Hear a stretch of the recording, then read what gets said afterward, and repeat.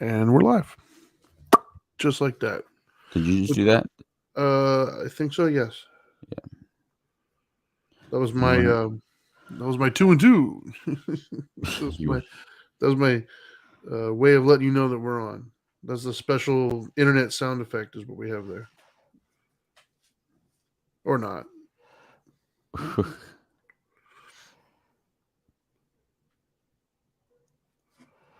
And whenever you're ready. hmm I've already shared, by the way. Speedy fingers McGee over here. Yeah, buddy. Because you weren't. Exactly. I had the power of the. That's right. What's in your mouth, dog? You got a leaf in your mouth. No, I don't. Why is the puppy in my? Why are you in here? No, That's all I right. can't. I can't have him in here. Hold on, man. That's okay. My dog is boycotting me today. My dog usually hangs out in here and has decided to sit right outside in the hallway today. He's boycotting me. Good times. So when Princess gets back over here, we can go ahead and do the show, everybody. Oh, there he is. And he's very red today, by the way. I was ready to go, and then dang dog came up to me with a leaf in his mouth, and I'm like, dude, that's That's not. okay. I just use that as an opportunity to tell everybody my dog is boycotting me today. He didn't come in. He's sitting right outside in the hallway. Oh, really? Yeah, I don't know. Refusing to be part of the show? Yeah, I guess I don't know. He's being stubborn today. All right. Whatever. Ain't nothing but a Anyways, hound dog, bro. yeah. Let's go. You ready? Let's Yeah, do let's it. do it. Shut up and sit down.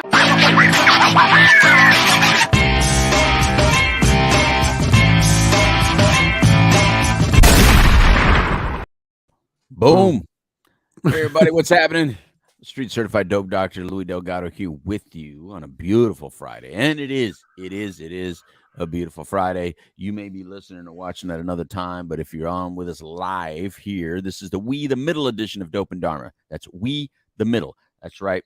Although Crips and Bloods, you're all welcome to join us and share your views and opinions. That's why I'm wearing red and blue today, Trinity. See, I'm representing both sides. I'm letting them both feel a little Yeah. love. I thought you were going the Superman vibe today, or the No, Wonder Woman. I figured it. I gotta share more red and blue apparel when I do this show. Okay. You know what I mean? Just to represent both sides and stuff like that. You know what I mean? Okay. But anyway, that's partner right there, Trinity Phillips, the Dharma guy. What's up, buddy? What's up? Ready to talk some politics today, I guess. Are you all right? Are you? I mean, There's well, a lot of stuff happening too, by you the got way. your medical news. Finally got some medical news. Before we get into the show part, Yeah. you got some medical news, right? Yeah, I guess. I mean, I've known the ablation was something that the cardiologist has wanted to do. You say Um, ablation like everybody knows what that is. You know, only old people Apparently, a that lot have of people health knew what that issues. was. Yeah, old people with health problems. Yeah, I don't know. They're gonna go inside and burn part of my heart. But they wanted to do that all along, and they finally met with me yesterday and said that yes, we are going to do that. So Right on. what they've already told me, they kind of just confirmed. So But it's a good yeah, thing, Trinity. It's a good thing. You only have a 1 in 1,000 chance of dying. That's exactly. it's I don't okay. care what anybody says. 1 in 1,000 sounds really high to me, but whatever. If I die on the table, it's been nice knowing y'all. And I got to be careful because my wife heard me say that. She'd be really mad at me. Right. Hey, Richard Coleman's already tell you. So before we say how Richard Coleman joined us, tell everybody how they can watch and listen, and we can get into this. Yeah, if they want to watch live on Mondays, Tuesdays, or on Fridays on any of our shows, it would be the Couch Live, Dharma Time, or the Political We the Middle. They can catch us on Facebook Live, YouTube Live, or Twitch Live. Just look up Dope and Dharma. If you want to listen at your leisure, we're available on all major podcast platforms. And something tells me as football season approaches, we'll add a fourth show on that little itinerary and we're going to call it sports. Like, was it morning after? The But morning it's after. really a football show, is what it is. It's So really a football show.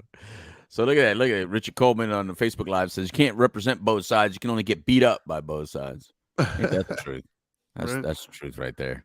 And Karen, thank you for the wishes for full recovery. Yeah. I Isn't have that yet to nice? go in. It'll be late October, early November, but I will heed your advice.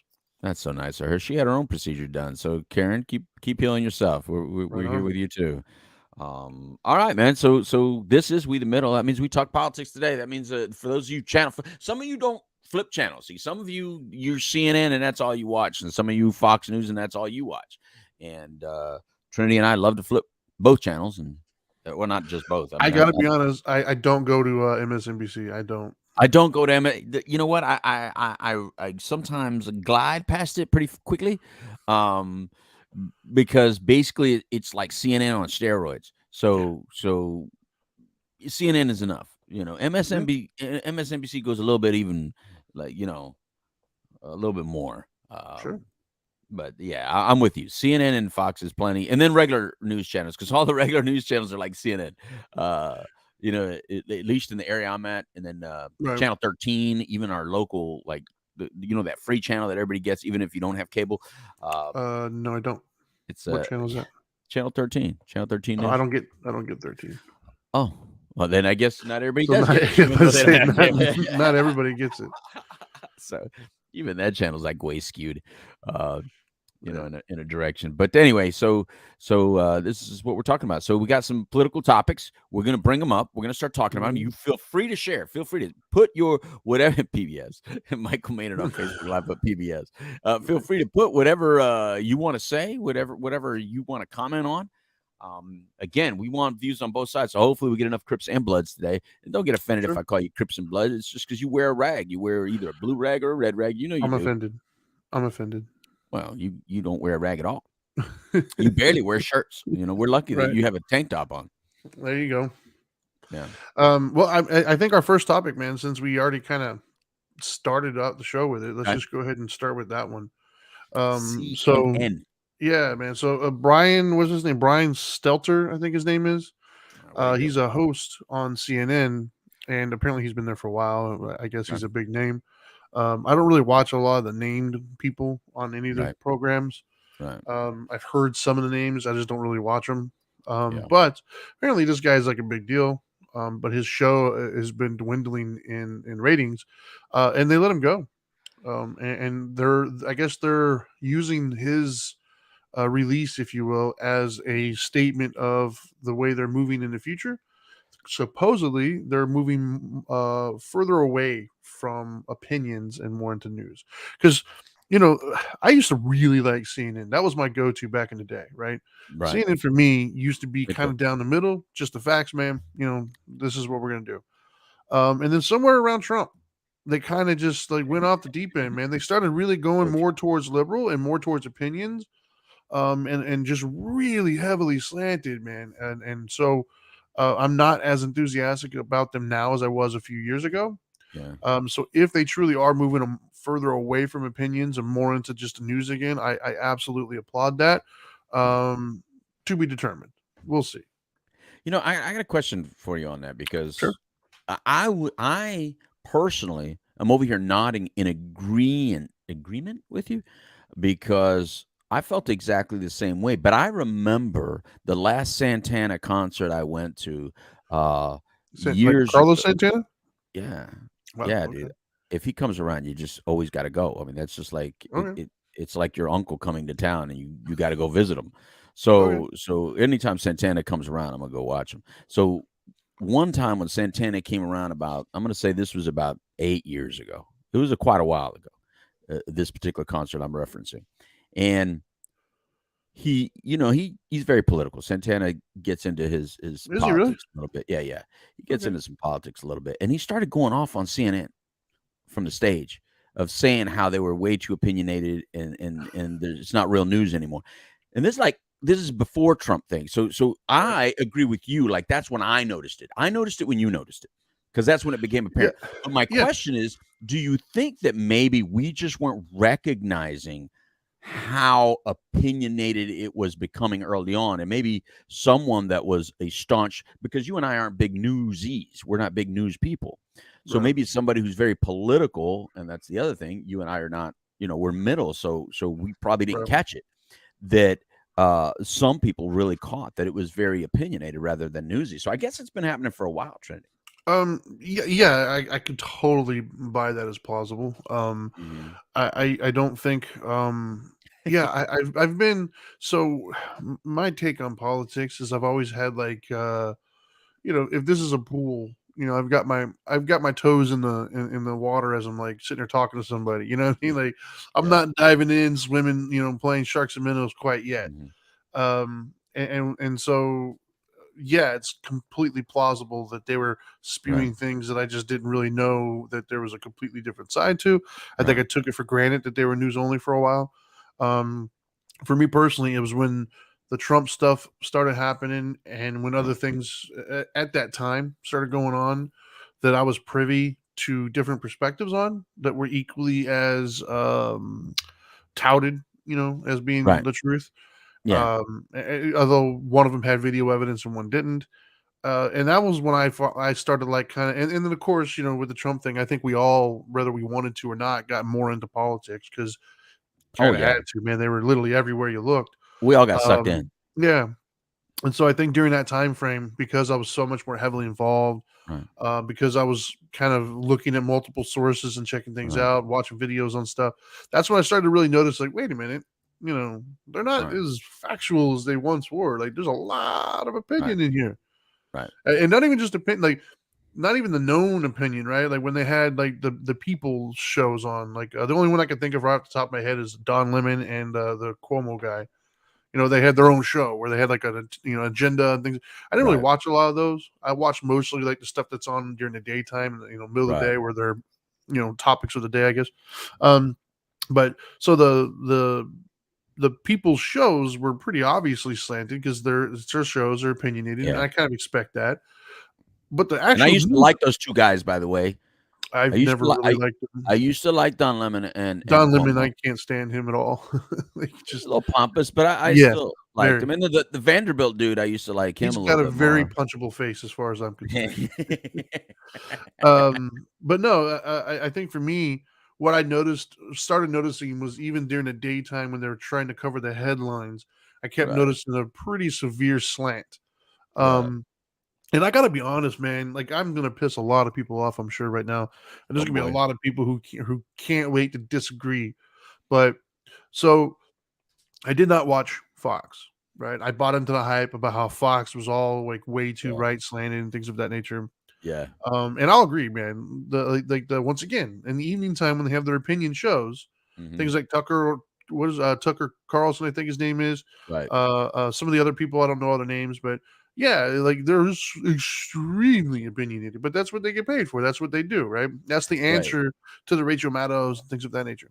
Oh god, But that's the worst. but what I will That's say though, I will say this. I was watching CNN right around like towards like the end of Trump stuff. And I found myself getting irritated with CNN. yeah. Like every time I turned on, I wanted to know what was happening. And all they were talking about is Trump. And he hasn't been in office for almost 2 years. I was just like, why are you still talking? Even now, they're talking about him. Yeah. And I wanted to know like what's happening, what's going on, that's not related to him. Yeah. So I switched off of CNN, and I don't know. I think I might have been accidental at first. I don't know. I tuned into Fox News. And then I was like, wait a minute. Like after like it was playing in the background, and I started Mhm. realizing, like, man, they're not pro Trump or even pro Republican necessarily during their headline stuff. Right. During their actual headline news coverage stuff, they're actually pretty good. It's Mhm. it's when you start getting into the later on in the day, getting into early evenings, that's when it starts to get kind of unbearable for me. Right. But man, their news coverage is actually pretty good. Right. I gotta be honest. So Yeah, interesting. I agree with you, man. I so I started watching a little bit, probably a little bit before you. Then, first I started on radio though, because as a radio guy, um, I wanted all opinions, right? Because if you go to what is that? Oh, man, I'm not even remembering that one radio channel, NPR. So NPR Okay. is obviously very what Republicans would call liberal, right? But the way Right. they speak is boring as hell. It's like the most boring people on the planet are on NPR, right? Right. But sometimes you would get information. But because back in the day, and it's weird that I'm mentioning this because Simon Rushdie just got stabbed in the neck and face the other Yeah, that's day. But crazy. back when I bought that book, I bought that book because it became a banned book. I bought that book because I wanted to have a book that was supposedly banned that I felt, well, I want it, just like, Right. Mein Kampf or something like that. Something that's so, intense I that bought my friend that creates for that much Christmas one year. emotion. Yeah, it creates so much emotion in people. Like, that it's going to get banned or got rid of. So I got I've right. got the Satanic Bible in my room for that very same reason. Satanic verses, exactly. So and so yeah, exactly. So when I got that book, I remember hearing someone say that they listen to their enemies because that's how you get even the truth from your own side, Right. right? And I thought that was very insightful. So I started listening to Rush Limbaugh way back when. And I never found myself really agreeing with him, but I loved the way at least he was passionate about what he said. And then Rush Limbaugh, He was very passionate, that's for yeah, sure. oh, dude, and he would always call himself the greatest. And I love people that are arrogant, Yeah. but they back it up with their following. Their people really love them, and they have all these little secret little things or whatever. Who was And I that never other really dude that understood. was there was another guy that was big around the same time as him. I never watched him at all, but I heard about it was what was it? Glenn Beck, right? Oh, I heard he love was Glenn Beck. Now was that he? one I loved. I heard he No, was Glenn. just as bad. Yeah, no. See, I viewed Rush as like Rush was definitely giving you, but Glenn Beck was like a storyteller and gave you just so I loved listening to him, right? So then Interesting. I found myself, well, as soon as you get older, where like Howard Stern just becomes ridiculous. You get so old that I don't want to hear about your farts and your stupid humor anymore. So then you start getting a little bit more depth. But then and then that transferred into like a book. I read an O'Reilly book, and I didn't want to like it. I didn't want to like it. I think it was Killing Reagan, or something like that, and I didn't want to like it. But the book was phenomenal, and I'm like, this guy writes really well. Now I remember passing by him and watching a little bit of his show and not agreeing with him, and it being kind of annoying, and him having a very punchable face. You speak about punchable faces. I think Bill O'Reilly had a very punchable face, or has a punch.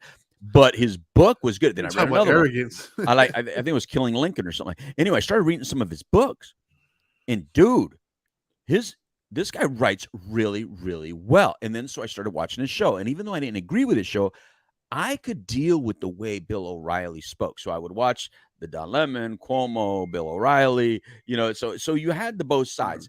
So to your point, I didn't catch that the whole day was like that. I, like you, thought it was just the evenings or you know what I mean? Just those evening shows or more opinionated. And then maybe during the day when I'm not really watching, maybe that's when they're doing the news, right? Right. So it's obviously evolved from that. It's changed quite a deal.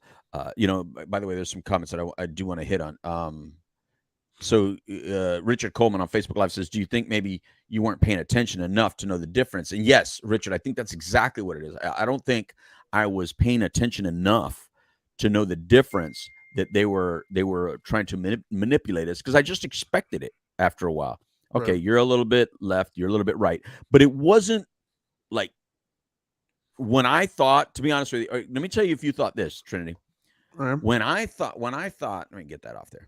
When I thought something is too far right, I thought that was the channel with the lady with the big white hair and that dude that looked like he was dressed like Death Valley Days with the bolo tie, and it was that religious channel that you would go by. Well, I'd have to see that one. Yeah, there was this channel that I'd always go by, and there was a religious channel, and the lady had really big hair, and the dude looked like an old cowboy from back in the 1800s, and they would always be, saying, something about Jerry Falwell and all these guys. I thought that when people talked about Fox News, that's what I was picturing.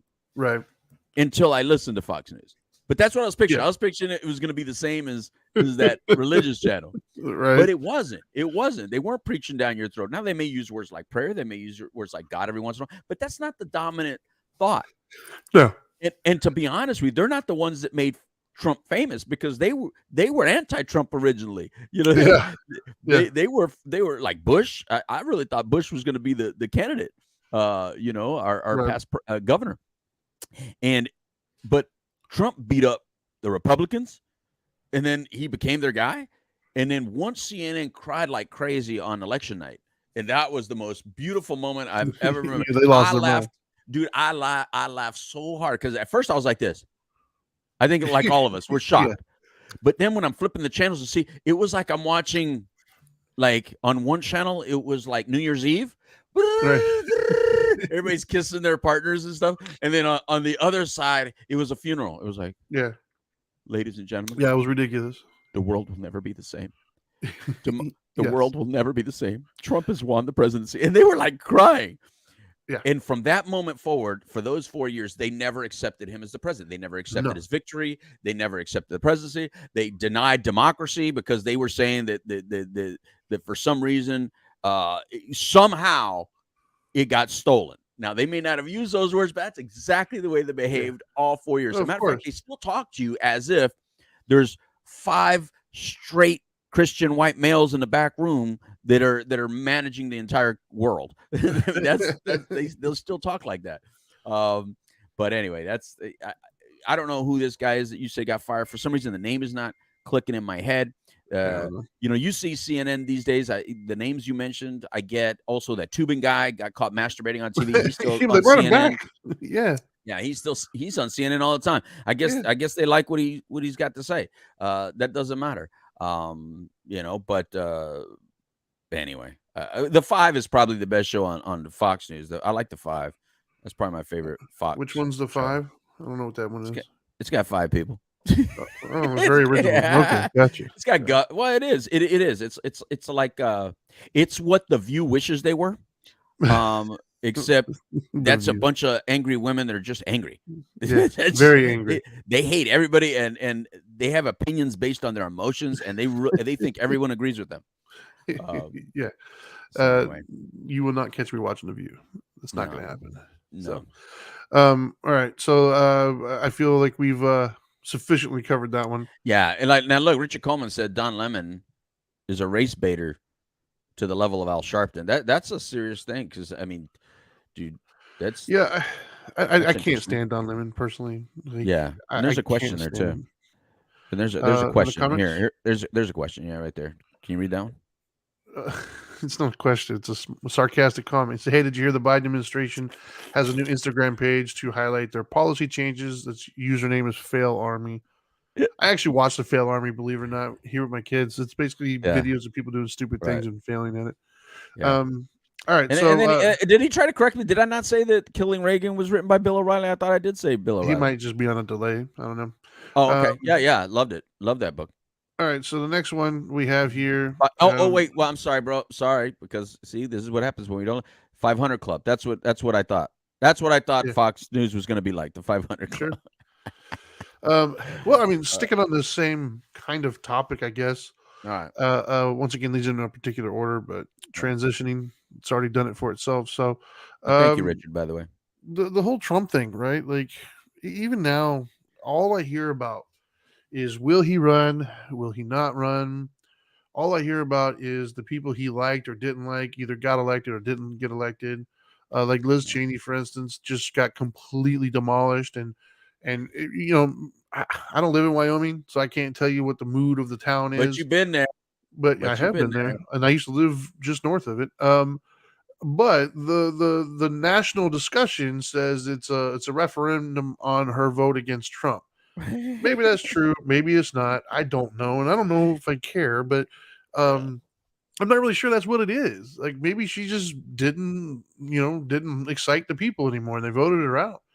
But from if you turn on CNN, it's a referendum on anybody who doesn't side with Trump gets kicked out of it. Like they're making this guy the kingmaker still, and I don't know if he is. Like I don't. Is he really, or is that just what they're force feeding down our throats? Well, I don't know. But the one thing I will say this though is he picks like everybody, so of course he's gonna win more than he lose. Like they're taking up these tallies of like Trump people, but he's like hedging his bets, man. He's like, if you throw enough stuff against the wall, it's gonna stick eventually. It's not like you picked like 4 or 5 people. No, like he's literally got like 3 people at every race. So like statistically, he's gonna win more than he loses. But instead of them using common sense and saying that, instead they're like, oh well, the country still voted for. I don't know, man. This Trump thing is ridiculous, man. It is. The focus is crazy. By the way, before we go on this is a new Yahoo Hope on Facebook Live said that place called the USA is done. So sad. I hope not.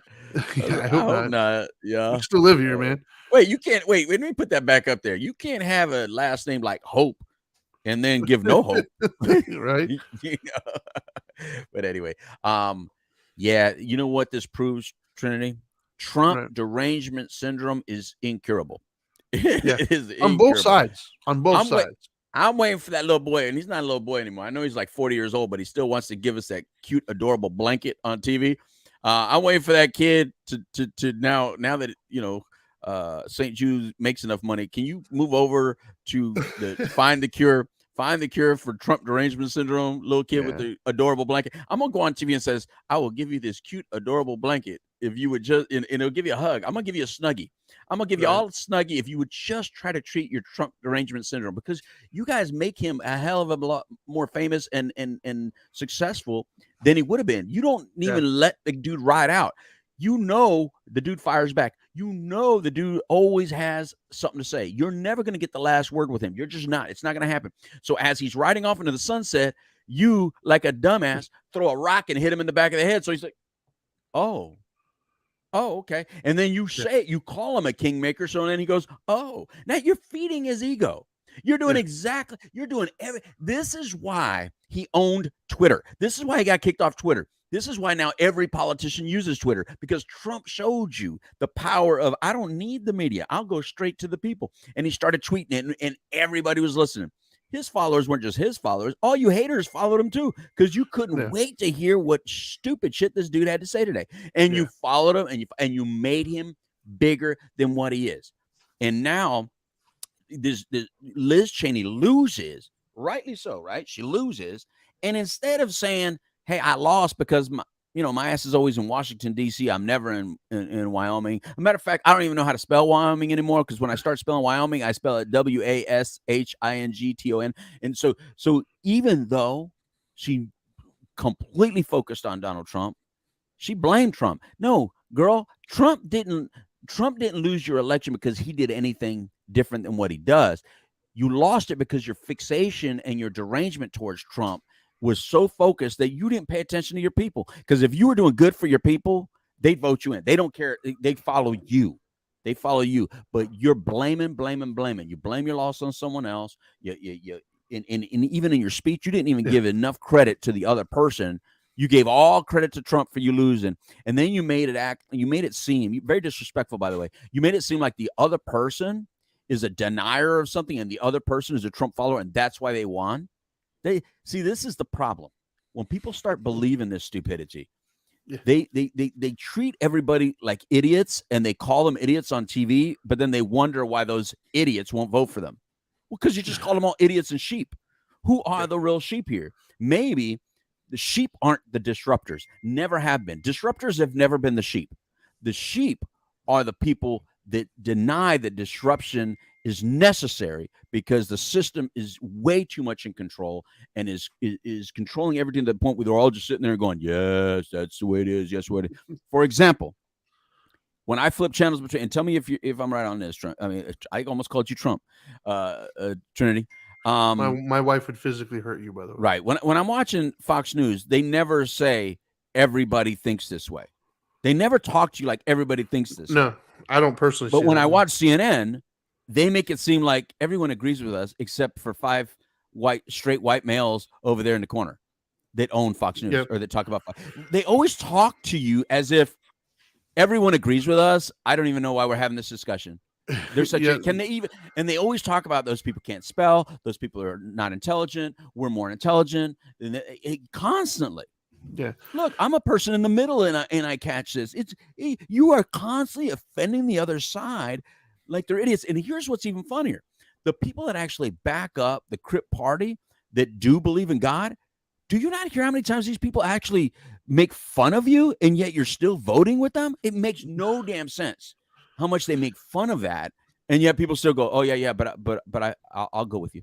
I'll go with you." Yeah, I don't know. They spend a lot of these arguments, the race one, even the sexuality one, the gender one. they make the assumption it's the same lived experience for everybody within that group. Like Right. when they talk about the plight of the black person, for instance, Right. they're operating under the assumption that every single black person in America has the exact same lived experience and believes the same way. I Yeah. mean, the president even came out, if you don't vote for me, you're not black. Yeah. But that's not true, because I know plenty of black people who don't feel Right. that same way. Like, and Right. some of them are actually prominent in office, for God's sake. There are black Republicans, people. Like, they Can I do ask you? exist. I want to ask So you a it's just question. weird. Yeah. I'm going to ask you a question. All right. This might get me in trouble, but I'm going to ask you a question. Let's Trinity, do it. we've had 2 presidents the last 2 times, right? That makes sense. 1, 2. All right. The first one said, I'm so famous, and just like most famous people, I can go up to women and just grab them right in the spot, right? Mm-hmm. And that got outraged, rightly so. That was Yes. a stupid, ridiculous thing to say. Yes. But here's my question. Have rich men in power for the last who knows how many years, hundreds of years, would they not agree with that statement?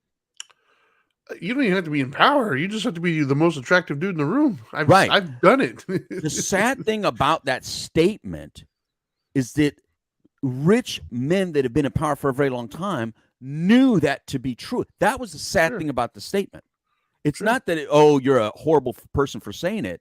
No, you actually were 100%. And matter of fact, that was right during the Me Too movement, and that should have helped everyone stay awake for real and focus on the Me Too movement, which at that time was doing well. It was getting steam.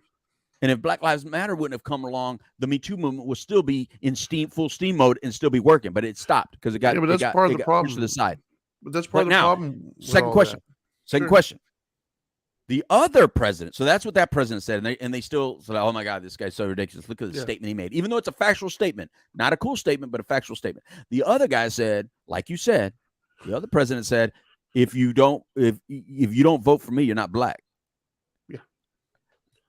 Now, you could take somebody's race away is from anyone out there believe? Is that a true statement?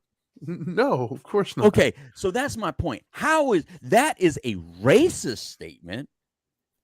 That Very is much. that is a statement that anyone that makes that kind of thing should never, ever, ever have a political position. Ever. Well, yeah, I mean, that he's is disrespect to the biggest number, and yet no attack for that. Yeah. We completely allowed it. Well, there was allowed it there and was voted some him in. there was some attack, but nowhere On one near channel. the caliber. Only on one there channel. was. Yeah, they Only let on it one go. channel. They let it go very, very quickly. But for the first one, to me, that's part of the problem. That's part of the problem I had with the whole Me Too movement, and all the stuff that. So there's 2 major movements in the last 5, 6, 7 years that I think are severely flawed. And we're getting a little off topic here, but why not? It's our show. Right. There's 2 movements that I think are severely flawed, and I cannot get behind, for the simple fact that they're so flawed, and the people who are running it refuse to acknowledge the flaws in them. And that's the Me Too movement and the Black Lives Matter movement. Okay.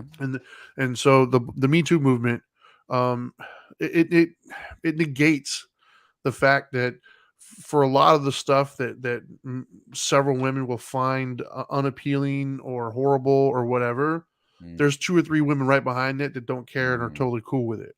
And I'm not, neither one is right or wrong. My point is, there's a precedent set, and you're asking the men to be able to read minds. So, like, as an example, I won't mention a name, but I had a buddy of mine who I thought was, quite honestly, one of the most inappropriate people I've ever met in my life. The things that come out of this dude's mouth were like, wow, dude. One time we took him somewhere and he said some things. I'm like, bro, like, we have to come back here, man. Like, what are you doing? But I've also seen that exact same dude behaving that exact same way, have some insanely wild times with random girls that he would meet that were down. Like, he would say certain things, and for every woman that would get appalled and disgusted and offended, there was like 2 or 3 other ones that were like, oh, I'm down. Like, and so until you address that and we get on the same page and how we move forward, I'm never going to get behind that movement, because the things that, because a lot of the things, and they just don't want to be honest, and that's what irritates me is the oftentimes the line that separates something from being creepy from being wanted is if they find you attractive. In other words, if there's a dude that they find attractive, he says something versus the dude that they don't find attractive, and he says the exact same thing. This dude's creepy, and oh, thank you. And I'm not saying it's right or wrong. I'm not saying anything about it other than the fact that it exists. And to pretend like it doesn't, I think is hypocritical, and it loses momentum for the movement. In the same style with the Black Lives Matter movement, my problem is I've noticed a trend for the Black Lives Matter movement for the last several years, and it seems like the only Black lives that matter are the ones that are very publicly done that fit a very specific narrative. A white cop shooting a black guy. That's it. Because every weekend, many Black folks die in Chicago, and it's usually at the hands of other Black folks. They're not out there protesting. They're not out there making a big stink of it. So it seems like the only Black lives that matter are a very, very specific window of them. And so for me, if you're going to call yourself Black Lives Matter, then you damn well better act like Black Lives Matter, not just specific ones. And so for me, those two movements kind of lose credibility with me. Right. And just like Richard Coleman on Facebook Live is saying right there, any movement that has a do as I say, not as I do ideology will always fail. And I unfortunately, you're right. You're right on both counts, Trinity. And I'll tell you what I liked about both those two things. It was, number one, I did like on the Me Too movement side, I did like that I felt like, as a girl dad, that Hollywood has notoriously abused and objectified women. And I thought they were going to, the guys in Hollywood that were really, doing the worst of the deal, were going to get their due, because they love to point out politicians. They love to point out other people, right? But it's Hollywood that got exposed for. Hollywood, you're the worst at this, but you're the one objectifying people. You're the one doing it. And so as soon as they found out it was just them, they shut up. They had to shut up, right? That's why the movement went away, because too many big people in their own, we'd have no movies. We just won't. Yes. We wouldn't be going to theaters. We'd be going to theaters, watching the Let's Go Out to the Lobby, because that's and even that I'm not so sure that the bun didn't groom the hot dog to jump or whoever in. created it has some sort of dark secret. So anyway, that's that. And then with the Black Lives Matter movement, if it was strictly about, like you said, if it was truly about Black Lives Mattering, that could have been a great thing. That could have been a great movement.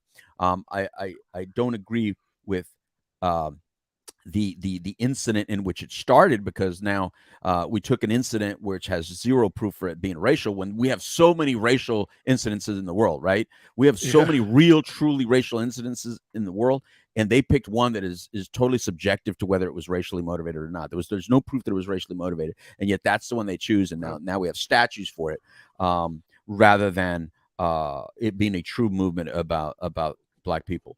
Well, intent doesn't seem to matter anymore. That's my problem. Intent doesn't.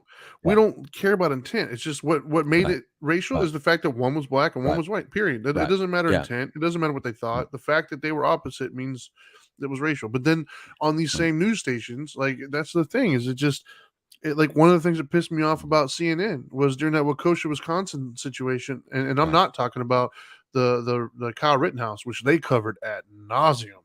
Right. No. I'm talking about the one that happened after that, where the dude ran through the parade with his car. Mm-hmm. It was a black dude who ran through the parade and killed some people, right? And hurt many. So CNN's coverage of that, minute. And even when they did cover it, they wanted to act like we didn't know the identity of the driver, and some guy. No, we all knew it was out. The name out, everything was out. It was very obvious, but because it didn't fit their narrative, they barely covered it. And when they did, they left out certain key details that they would have left in had the guy been white. And that's my problem, is like, it's just dishonest. Well, and it, very dishonest. And what's really sad about those movements is they're way too quick to judge. That's what makes them flawed, I think, is they're way too quick to judge based on initial impression or initial thing. Now, I want to remind everybody a little bit. Let's take a little walk into history a little bit. And if somebody thought you were the horse thief or the murderer, and you were in the jail, rightly so. You're in jail. You're gonna, see the judge. You're gonna get your day in court, because that is the American way, right? But then a posse comes along and takes you out of that jail, And what do String they 'em go up. to? They go string you up. Now they did that to white and black people. They strung up a lot of people. A lot of people got hanged by posses, right? Now, you think all those were rightly done? No, No. we are innocent until proven guilty. So those of us that have ever suffered from the heavy hand of law enforcement have been for, hey, we deserve our day in court. I deserve my representation. I'm innocent until proven guilty. And you guys all used to agree with that until it was on the other side. And this is the biggest flaw with those two movements, then, to me. Now, any woman that says anything, you had to, because what you said all women need to be heard, which is true, but you can't believe everyone without something. So when they went after Kavanaugh, when they went after, you started attacking guys that just, wait a minute, you have no proof or nothing on this. And you're ruining their life. You're trying to ruin their life and call them something that they may not be. That was a problem. Well, I think that's why the Amber Heard thing. Anything black. Remember, I joked with you at one time. I said, Trinity, don't you dare get in a fight with a black dude, because the way you look, if you beat that dude senseless, and I know damn well you will, you're done, because they're not going to give you the opportunity to say, hey man, this dude jacked me and that's why I jacked him back. It's just going to be because we were at a time in that moment during that year or two that if you would have hit a black dude, you were done, Trinity. Especially if you would have physically hurt him really bad. And so that is the problem with those two movements, is that if you're a black person to get in trouble, or if you did something wrong, you were always innocent. And if you're a woman and you cried and you said that someone did something wrong to you, you were always correct. We need to remember we are a country based on a very basic thing, and that's we all deserve our day in court, man. And that is important. Now, you may think that the court skews against a black man, and you're rightly justified for thinking that. Therefore, let's go fix some of that stuff. But that doesn't mean all black people are right. That doesn't mean all black people are innocent. When you start defending people like Jussie Smollett, who I don't get how he was defended. When you start defending people like look, O.J. Simpson, did he not murder? When you start defending people like what do you call it? What is that? R. Kelly. Look, Michael Jackson's music is still played everywhere. I know he didn't get his day in court, but you got to you defend it then. Right? Like Michael Jackson, he's not convicted. So that's what then all of a sudden it's, you deserve your day in court. Oh, really? Oh, really? So we can't just look at justice as it's good for me when I say it, but when it's anti, if it's a cop, like you said, if it's a white cop doing it, then it's a bad thing. Yeah. I mean, that's part of the problems there. So, by the way, and those 3 white dudes that killed that dude that was running through the houses and stuff on like Arbery that, or whatever in Georgia. Yeah, they deserve what they got coming. See, they got their day in court, and what happened.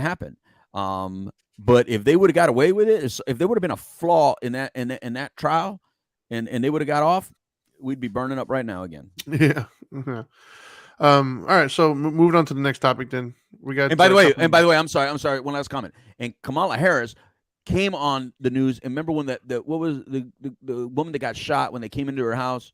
Breonna Taylor. Yeah, Breonna Taylor. And she said, even though it went through trial, went through court, found out that a lot of the stuff that was in the media was wrong, she said that was wrong. She's our vice president that has said that the judicial system was wrong in that, and basically calling it racist for what happened, and they were wrong. You can't believe in a system and then attack it like that, and then be at the highest level of government. No, I agree. Well, come on, man. The guy that picked her to run as vice president, she called him racist, and then all of a sudden, magically, they're best friends. So, right. Look at Nick's getting on you a little bit, right? Nick on Facebook Live said Trinity is below average size at best. Don't gas him up too much. All right. So next topic is might as well stick with this one. Why not? The CDC. Should I get my mask on? Yeah. So I don't know, man. You're the one who brought the topic up, so I'm not sure if you saw something specific, whatever. I know that there's a lot going on right now with Fauci, I guess. Like I saw an interview with him the other day where he came out and touted himself essentially as like the truth bearer and I don't know. He was pumping himself up to be like this holier than thou figure, talking about consistency and everything else. But I kind of remember some inconsistencies when he was talking. But I don't know. Fauci seems to be a lightning rod for controversy at the moment. I know that. So I don't know what did you see that made you want to bring the topic in? Well, because the lady who runs it, and I don't know her name, because again, we're not the educated political pundits, man. We're just couple of dudes in the middle that just talk about this stuff that you guys force down our throat because it's on TV all the damn time. But they came out and said that they were wrong, right? The lady that runs it says, all right, we were wrong. We did a lot of things wrong. We could have been a lot better. And anyway, basically, admitting that the CDC has a lot of flaws and that they learned a lot through this COVID thing that they need to correct, which sounds great. What's missing in the whole thing is, do you remember, because you CDC said these are the CDC guidelines, how many actual people were affected by your CDC guidelines, and they and were attacked because they questioned your guidelines, right? All they did was question your guide. They were not allowed to tweet questions about your guidelines. They weren't allowed to post anything in challenge of your guidelines. Nobody was allowed to make any comment contrary to your guidelines. They were called non-science, not deniers, and all this other crap. Yeah. So where's that apology? I think the CDC needs to come out and say, look, to all you unvaccinated people that we treated you as pariah and we led a mob against you. People lost their jobs because not having vaccinations. They were denied about. They're still basketball players. NBA is so wimpy. I hate the NBA.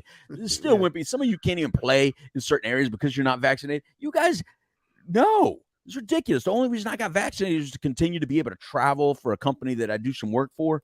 I mean, you guys forced vaccinations into us, and we all we want to do is ask you questions like, wait a minute, isn't that a risk that I'm taking for myself? Because even if I have COVID, just because I'm vaccinated doesn't mean I can't give it to you. So it doesn't make me less able to pass it on, and it doesn't prevent me from getting it. So the only thing it does is it makes me less at risk of dying. Well, that's my choice. If I want to take that risk by taking different multivitamins or doing other things, life choices, I'd rather do that than take your vaccination. That was my choice. But no, you made us into deniers, so I had to go get vaccinated and all this stuff. But you made people into bad people. You called them evil and all this other stuff that you threw down.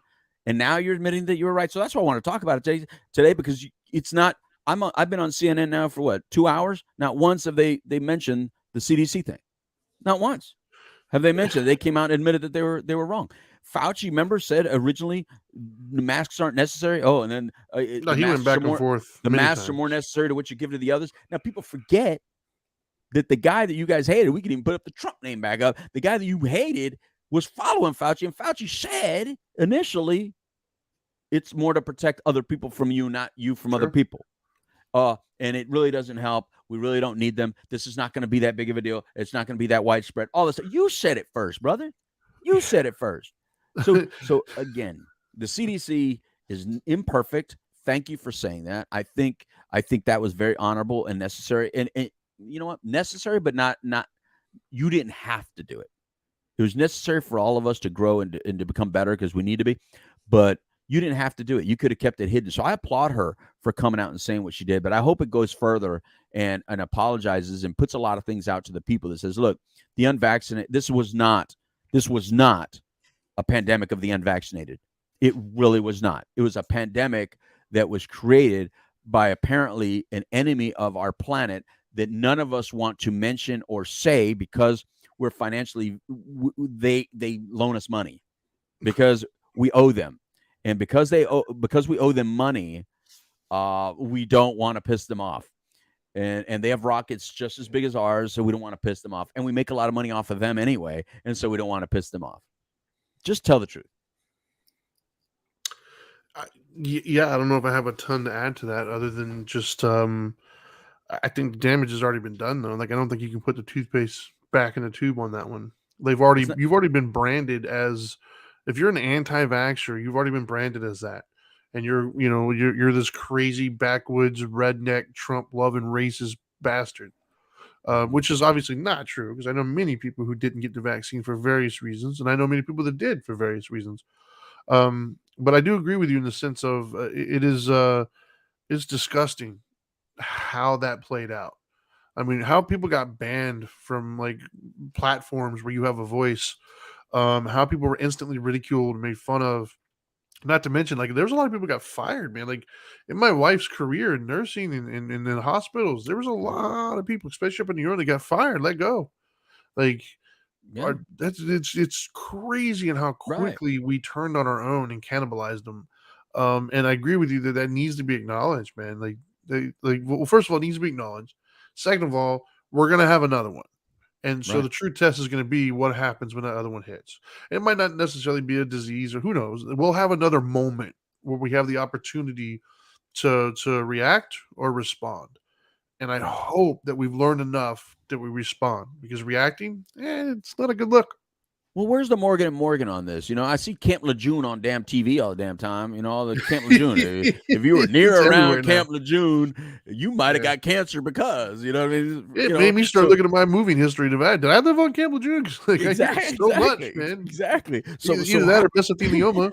Exactly. So where's if you lost your job during COVID because of CDC guidelines that have now they admitted were wrong, where's the class action lawsuit against the CDC or the government or your old job? Think about this, man. I mean, what you just opened up right there, because a lot of people, like you said, Trinity, lost their job, lost their employment.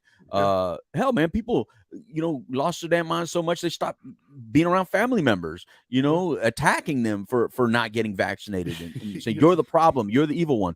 My own neighbor here, when we ended up getting it, looked to my wife and says, "Oh, you're the reason they got it because she was unvaccinated." Wow. They like each other, and it was like, what an idiot, man. No, man.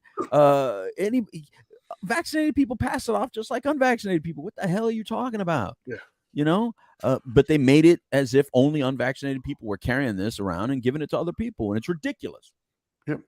Ridiculous. So CDC, thank you for being honest and open. But now everybody, how about letting them back on Twitter, apologizing to them, giving some of them money back? You're gonna start paying some lawsuits. Trust me, the Morgan and Morgan is coming on this. This ain't over. Yeah, maybe.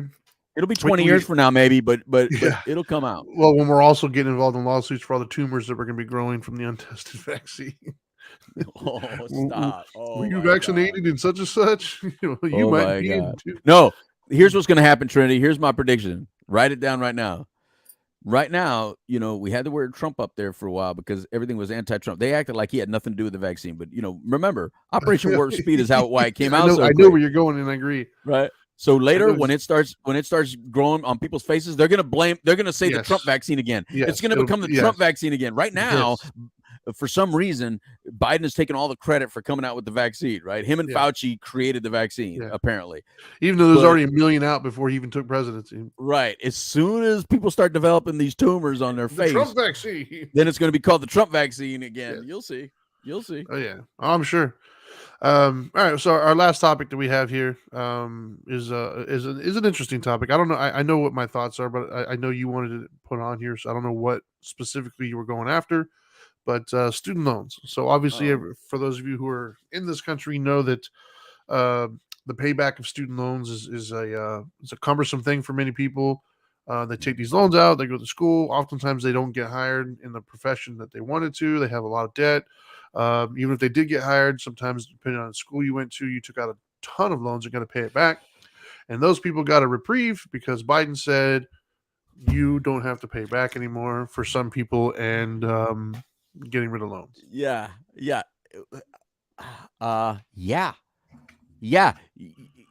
took out a loan. Yes. If I loaned you money, you need to pay me back.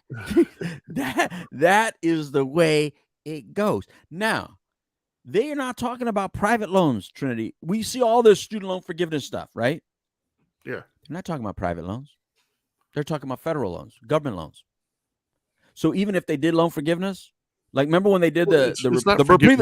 No, I know, but the reprieve you just spoke of, the thing you just spoke of right now, that all during COVID people didn't have to pay their loan payments. Yeah, I did. My brother did. Why? Yeah, I think I did too. Actually. I did. Do you know why? Because mine are private loans. Private loans weren't forgiven. Federal loans were. Oh, okay, because there's some difference there, right? The government forced you to get an education. The government forced you to sign on the dotted line. Oh, poor you. A matter of fact, you got a loan based on other things other than credit score. Oh, you were just giving it to it just because you exist, and you got a problem with that. Are you kidding me, man? My loans aren't ever going to be forgiven. The loans that I took out, for my kids, the ones my brother took out for his law school, those will never be forgiven, and nobody will fight for that. Why? Because you sign on the dotted line and you ask for it. So unless you're going to forgive everybody's damn loan and my mortgage to boot, no. Because why don't they have mortgage forgiveness? They had rental forgiveness. Remember that? Rent for a time period, nobody needs to pay their rent. Did you still pay your mortgage? I still pay my mortgage. So wait a minute. You can, and even those that didn't pay their mortgage, guess what? It went to the back end.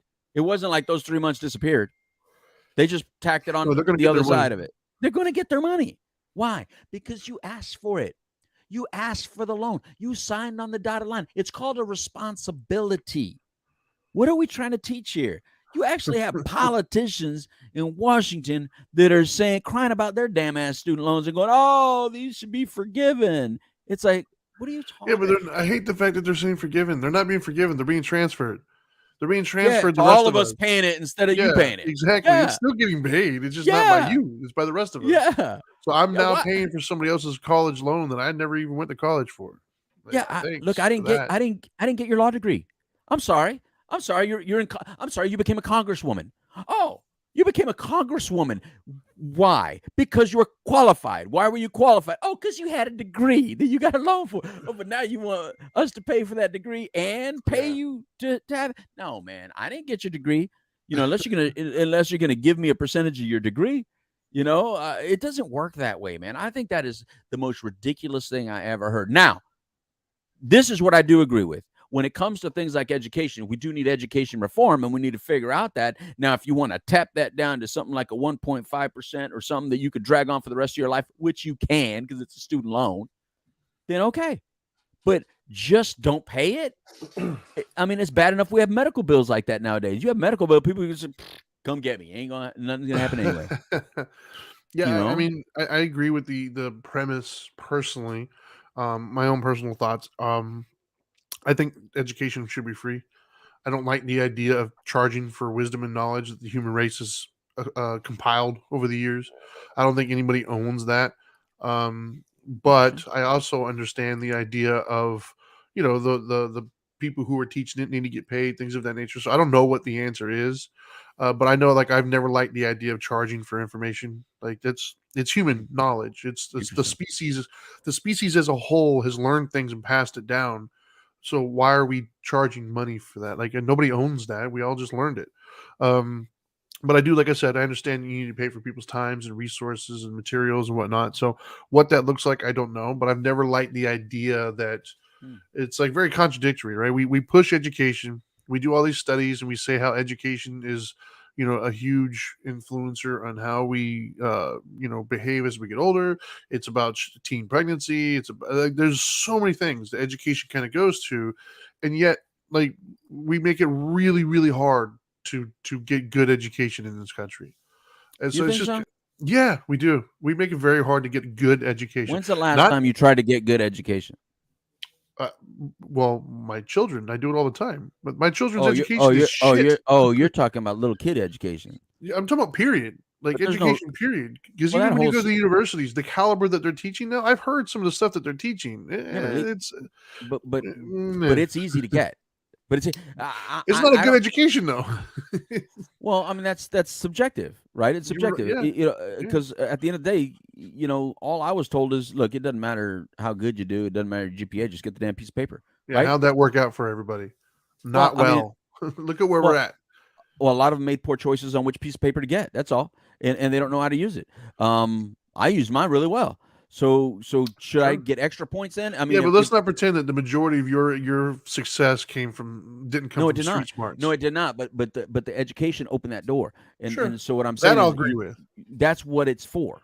That's what I'm saying. Like when a door is about to close, and it has that locking mechanism, right? The diploma, you get to put it in the door right at that locking mechanism so they can't lock the door on you. That's what the diploma is for. It's to stick right there so that when the door closes, it can't lock. Or as a doorstop. so they can't close the door on you.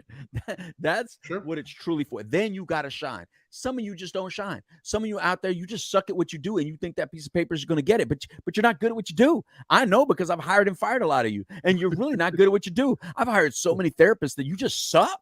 So of course I fired you and got rid of you, because you suck. You can't help a client. You can't help a patient. You don't know what that. You think it's all about you and all about how you use your little fancy psycho babble, but you don't connect with the patient. You don't connect with the client. So I got rid of you. Some of you medical professionals, yeah, you have a medical degree, but you sucked at what you did. You have no ability to communicate to the patient why you're doing the medical procedure that you're doing. So I got rid of you. So if I'm going to be that type of employer where I hire and fire based on worth, not by the diploma got you in, but what kept you in was your ability to perform. And that's the way it should be. But in relation to student loans, it's so easy to get it, man. I put it this way.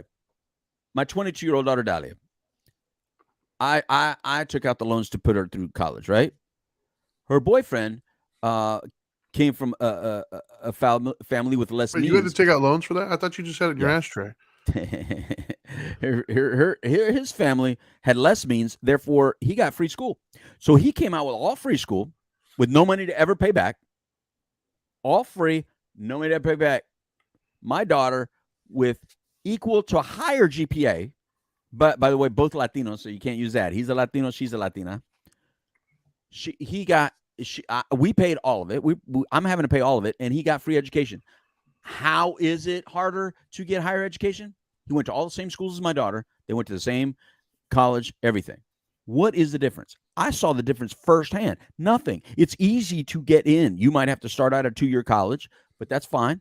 You might have to start off at a school of not your choice. Maybe you're not in Harvard. Oh, that's fine.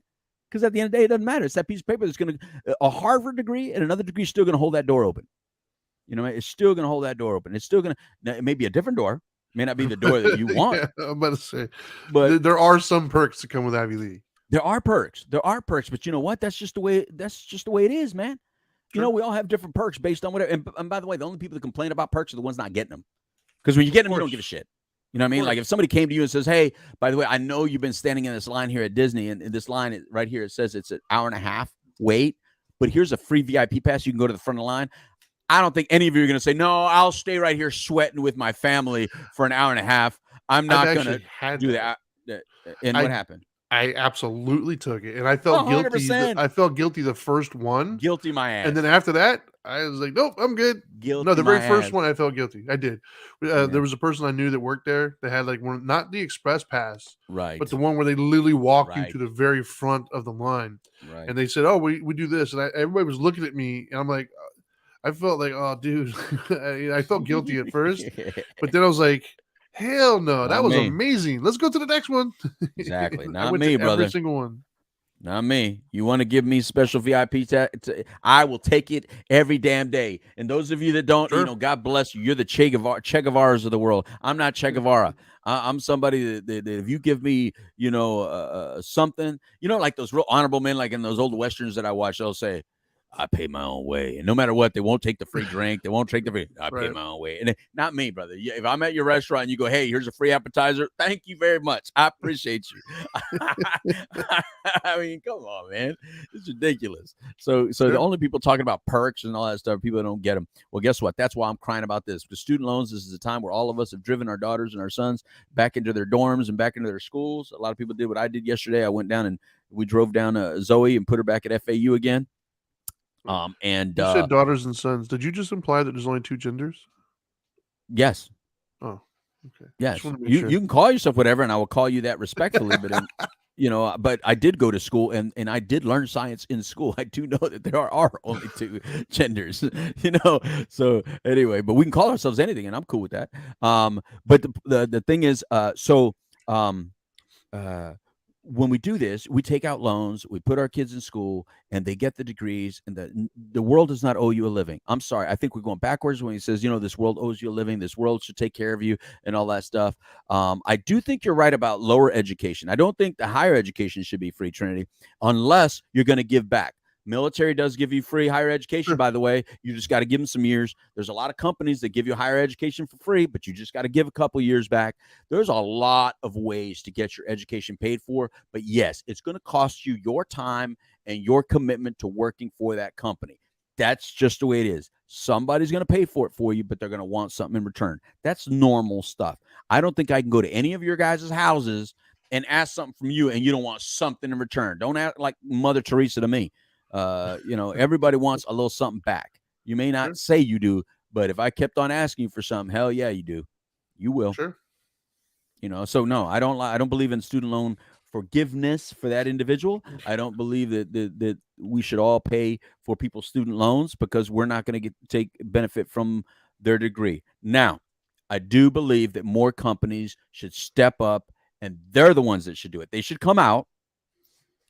The Amazons of the world should come out right now and go like, for all of those of you out there that are suffering with student loans, we, Amazon, will pay for it for you if you work for us, sign this contract, and you work for us for a certain amount of time, because we're going to benefit from your education. We're going to benefit for your commitment to higher learning. And a matter of fact, if you wish to go back and get another degree, we'll pay for that as well, as long as you commit to working for us. Now, that is how this should go. I couldn't argue with that, I don't think. Right. I know, was it NYU, I think, did that for a lot of their medical students? They were short on doctors up in New York. And so they NYU basically gave everybody there a free education. And they said, but when you graduate, you got to be a doctor in New York. Yes. And made them stay. Which I thought was reasonable. Nonprofit hospitals here in Florida do it, bro. I speak to them all the time. They can't leave their job until the student loans paid off, because the hospital is paying off their student loan. Yeah. It'll be gone. Yeah. Yeah, I think that's a pretty decent idea. I mean, why not? Everybody benefits, it seems. Yeah, but this idea of just going away just because, no, that's not reality. That's not friggin' reality, man. Well, apparently for some it is. Everyone I owe money to, there's a consequence if I don't pay. The credit cards, the mortgage companies, the light bill. There's a price to pay if you don't pay your bills. Period. Nobody forced you to have it. Nobody. You got Fat Tony over here. Come on. Yeah. Exactly. These two guys. They'll sell your loan to some person in another country nowadays, and they'll get it. They'll take it from you. That's business. That's the way business works. I'll buy that loan for 5 cents on the dollar. You're not going to get it anyway. 5 or 10 cents on the dollar. I'm going to go get 50 cents on the dollar from your loan. I make a killing. I'll make a deal with the person. You owe $3,000. Give me $1,500 today. We call it even. The person, all right, give me $500. They give me $500, but I bought it for $2. There's a deal there. Yeah. Yeah, I think I don't know. Like I said, I don't like the forgiveness part because it's not really what it is. It's passing the buck to the taxpayer. But I don't know, man. I think the problem is that if now that we're talking about this kind of stuff, I think that it's you've heard paralysis by analysis, I'm sure, before, right? And so exactly. So paralysis by analysis, I think, is kind of like what creeps into my head a little bit when I start thinking about some of these. Because you think about our medical system, you think about our education system, you think about our political system, you think about our penal system. They're all like broken, it appears. But it doesn't, like, it seems like it's like we all know it's broken collectively. Nobody claims that they're not. And yet they've all been broken since I was like a kid. Like, right. How are they still broken? Like, how are we not fixing some of this stuff? If you look at other countries, they're passing us, man. Like, our scores are going down and down and down. Like, we're losing our place. And it's like the sky is falling, but it doesn't seem like anybody cares. And I don't know the answers to some of these, but it's not my job to know the answer. I'm not in a position of power at the moment. But it's like, do something, man. Like, I don't see how loan forgiveness is going to fix our school system. Like, I just don't see how that's going to happen. It's great for the people who have a loan that they don't pay back. Good for you, man. Like, hey, I wish I was in that situation, but I'm not. Right. But the bigger picture that does affect every last one of us is our school system sucks. Yep. Period. Even when you get into higher education, it kind of sucks. No, like you said, in the world, bro. That's why they piece come of here. Paper. No, I'm not saying the education itself. I'm saying the system. Right? Like, all they really want you to do is they don't want you to be successful necessarily. They just want you to come through, pay your money, and go out. What you do with it after that, nobody cares. Like, the system, the way we approach it is broken. And it starts as an early kids, man. Like, my kids are in school right now. They both started 6th and 7th grade. And I'm telling you right now, the school system sucks. I mean, it's what I got. That's what I have access to. But it disheartens me that we've been dealing with some of these major core issues for so long, and we don't seem to be any further along the process of fixing them. Right. It's, We are going, but I can tell you what Trump did with Mar-a-Lago, and what I can yeah. tell you all these useless things. Yep. You can tell me what the Kardashians wore to the last Yeah. premiere. Well, actually, I can't because I don't pay attention to them. But I hear you. I mean, you as a people, Yeah. because we focus on stuff that are ridiculous. You know, like Yeah. you could tell us who the last bachelorette or bachelor was, and I'm not knocking all that stuff. You know, we look. We need entertainment. I hear I you. love the entertainment value, Yeah, but of it's course. entertainment. There's a difference between entertainment and reality, and some of your reality is just too bogged down by bickering. Divided we fall. I think, you know, here's the sad thing. Our school system sucked so bad in the early years that the other countries, these kids have learned early on our own mottos. United we stand, divided we fall. Yeah. We have not learned that simple beginning, that simple truth. United we stand, divided we fall. They did. So when they get older and they have this resentment towards us for being so damn wonderful, they said, oh, how do we beat them? By dividing them, by helping them stay divided, by continuing to divide them. That's how we beat them. And that is a true factual statement. I will take any of your opinions and I will still listen to my own on that. Divided, we fall. And the division is what's hurting us. We should always question authority, but that doesn't mean defy authority. We should question the other side, but you don't need to attack them and belittle them and hate them. You know, question them. Let people talk and answer to your questions. You guys just, if you don't like what you hear, you cancel them and you just never listen to them. And that is a problem. At least agree on what team you're on, right? Like I'm not red or blue. I'm on the American team, right? Like raising water raises all tides. I don't really care who's in office, as long as the things that are important to us get fixed. And I don't even really care how you fix it, to be honest with you. I don't have all the answers, but it's just every freaking year, every 4 years, like nothing gets really fixed. Like I'm telling you, when I was a kid, I remember being a child and hearing adults whine and complain about our school system, our healthcare system, and our penal system. And now I'm an adult and I have kids of my own. And what are we all complaining about? Our healthcare system. Like what has been fixed in like 40 years? Nothing. And I feel, maybe I'm wrong, but I feel like we all kind of care about that. I feel like everybody at some point in their lives cares about the penal system, because either you're the victim of it or you're the perpetrator of it. Either way, I'm going to say you care. The medical system, either you're benefiting from it or you need it. You're benefiting from it somehow, either financially or physically. And the education system, because we all want to know more and we all are getting tired of the person next to us who doesn't know enough. So we're all dealing with all three of those. We're all affected by it somehow. And yet it's literally feels like it's the exact same spot it was 20, 30, 40 years ago. Unfortunately, it's not the exact same spot 20, 30, 40 years ago, because even 10 years ago, they taught cursive. Yeah, it's worse. You know, it's worse.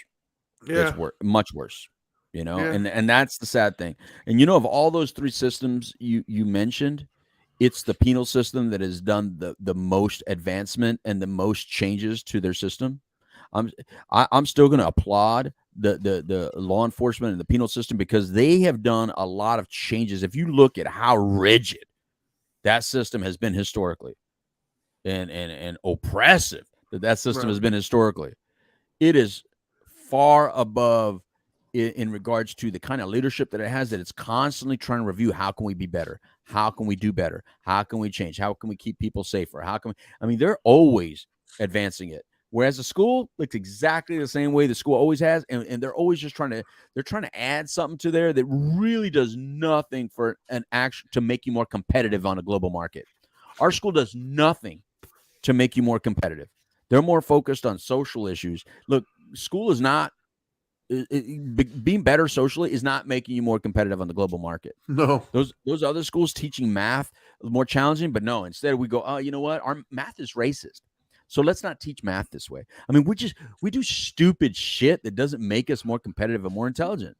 We're so worried about hurting people's feelings all the damn time that we're making everybody into a bunch of wimps in Now, school. how about when I first started getting my kids into school, right? They're pre-K. Yeah. And I started looking around for pre-Ks and kindergartners. I was like, all right, let's get into this. And up to this point, I've never really worried about it because I didn't have kids. Right. So when I finally started having kids, I went and toured a couple schools. And that's when I first heard, for the first time in my life, I heard the term Montessori. And for those of you parents out there, you probably heard of this. And so I went to this place, and it was a private school, I think. And they went through Montessori, and they started talking about, like, it sounded like, wow, this is amazing. And then I heard the price tag that came with it. And I was like, well, I'm not going there. But then when I started getting them into actual schools that I could afford, or even public schools, like, they didn't even know the word. They couldn't even spell Montessori. And so my thing is, I don't understand. That's what I mean by the school system. There's proven things out there that are just better. They're more beneficial. There's better adherence. It's just better no matter what barometer you're using. It's better. Yeah. And yet we won't implement it in our public schools. Like, why is it the private school has the inside track on this stuff? This massive machine that could churn out whatever it really wants to. It has the power to do so, but it gets so caught up in bureaucracy that nothing ever moves. Right. Which is crazy. Private companies should never be able to do more than a government, or not government, but like these massive public entities. They do, because there's less bureaucracy. It's not that they have more power. They just have more people who are able to say yes. That's the difference, right? Like, you're not going to tell me XYZ company has more power than the United States government. No, they can take your company. The difference is the people in charge of that company can look at something and say, wait, wow, that's better. And I know that because of this, this, and this. It's hands down, unequivocally better. Implement that tomorrow. Done. And then within 3 years, everybody in that school has now been doing this better, and they walk out better. Public school, hey, this way is way better than what you're doing. Right. Yeah, but we got this, we got that, we got that. We'll look into it. 40 years later, yeah, we're still looking into, bro. So, like, that's the change that needs to be made.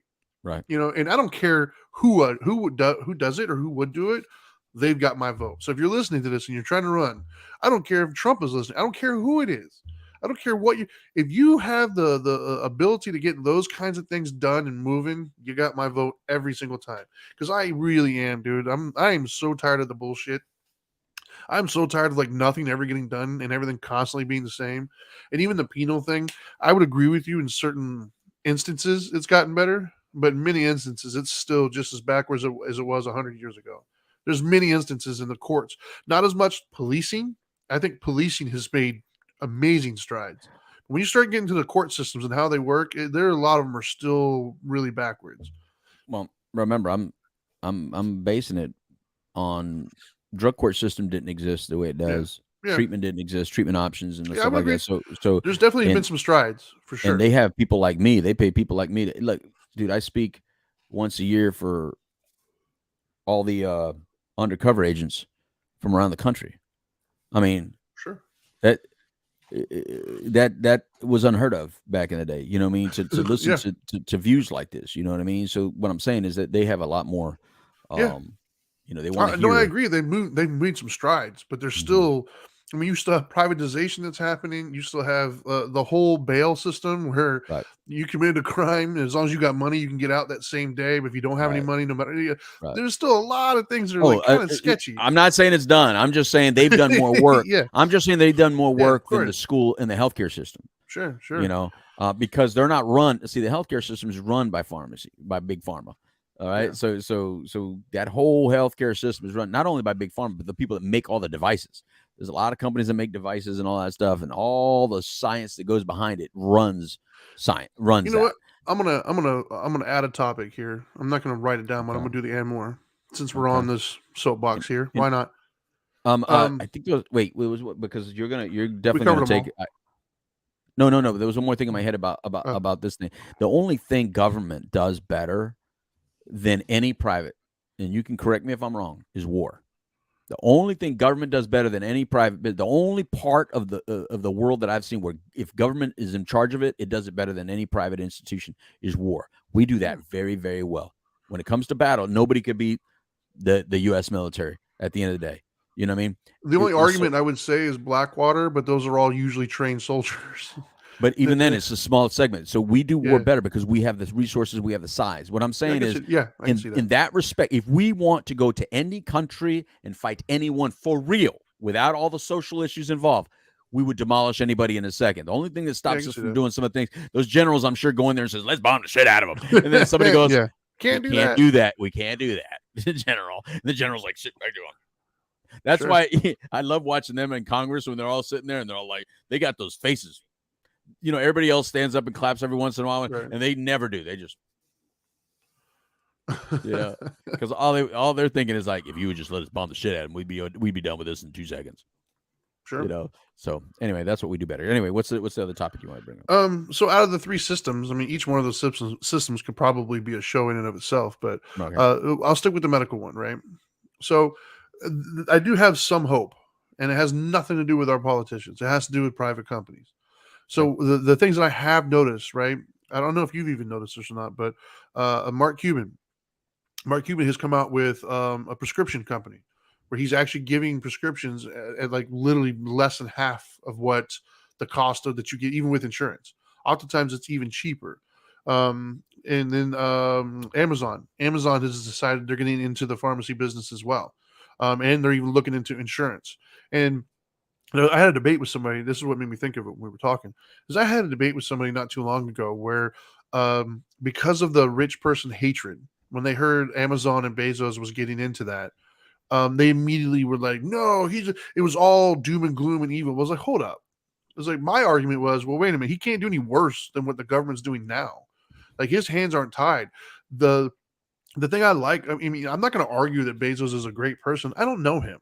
I would venture to guess that to have a company worth $1 trillion, you probably stepped on some toes along the way, but that's very subjective. Like, I don't have any proof. I just know it's true, kind of a thing. Like, you're not going to tell me he's been on the up and up and great and you're worth it. No, you probably did some shady things, but most people have, right? But what I do look at though is look at what he's done with Amazon. That dude was working out of his garage, and you can hate the man all you want, but we all use Amazon. Yeah, it has ruined the small mom and pop businesses. I get that, but it wasn't it wasn't his fault that the small mom and pop businesses couldn't keep up and couldn't figure out how to compete. He just built a better mousetrap, and it's better because we all use it and we've all stopped. So the innovation that was there, this idea of progress, this idea of growing, this idea of innovation, this idea of capitalism from their perspective, because he very much knows if we don't build a better mousetrap, we're not going to get paid. The government doesn't have to worry about that. They have public schools. Where else are you going to go? Right. So like, you have to utilize their services. The free market doesn't affect them as much. So they don't have to innovate. They don't have to do. So when I hear about people like Bezos going into it, I mean, look at what Elon Musk did to the space program. Our space program it didn't grow. It didn't move. We went to the moon once and then like stopped. And then like they were still using the same shuttle that they used when I was a child. Elon Musk took over, and now they've got like rockets that are landing themselves out in like the ocean. You know, he did that in literally like a blip of time compared to how long NASA's been around. So he innovated decades worth of stuff in like 5 years, 6 years, and he's still doing it. Now they're talking about sitting commercial people. So to hear them going into the medical field, does it give me pause? Well, yeah. I mean, I'm human like everybody else. I do have the idea of whenever the profit motive is there and big companies, like I'm not a firm believer of big companies are infallible. There's many companies out there would kill you in an instant if they thought they could profit from it. So yeah, I think we need to be aware, but I'm also not afraid though. Like the innovation that they're coming with, they're going to start bringing competition, hopefully, to these markets. And these big insurance companies have been getting fat for years off of all of our dollars. They got some competition, and these guys are good. Like Amazon is good at what they do. Yeah. And so the fact that they might be getting into insurance, that could completely change the game coming up. The fact that I've seen it, because my mother and I both, and other people I know in my life have prescriptions that even with insurance are ungodly amounts of money. It's shocking. You get insurance, you're like, I'm good. No, you're not.